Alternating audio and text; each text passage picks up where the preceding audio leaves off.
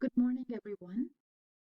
I'm going to show you how to do your homework today. So please first go to your online classroom, CLB2 Afternoon English class. Scroll down and click on Teacher Messages. Now scroll down and click on Thursday, January 14th. Scroll down again. Okay, so first of all, you have 4 homework to do. Click on the first homework. You're going to study some words about some foods and drinks. Click here. Okay, now look at the picture. What is this? You can turn. It's coffee. If you turn again, you can listen.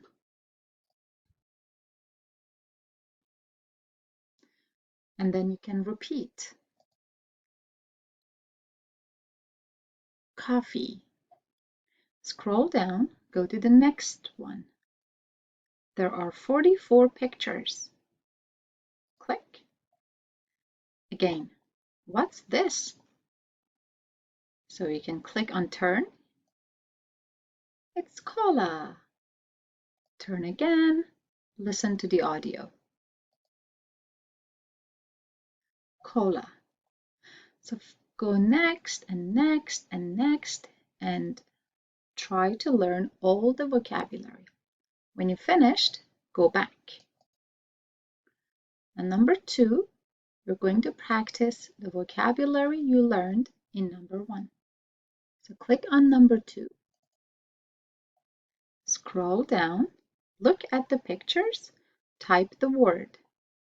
Okay, now what is this? This is hot chocolate. You type, you check. Correct? Now look at this picture. What's this? Type your answer. This is orange juice. Check. Correct. And then next one, and next one, and next one. When you finish, go back.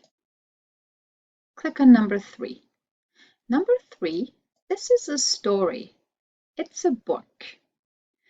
The story's title is Leon Buys Food. So if you click next here, then you can read and you can listen.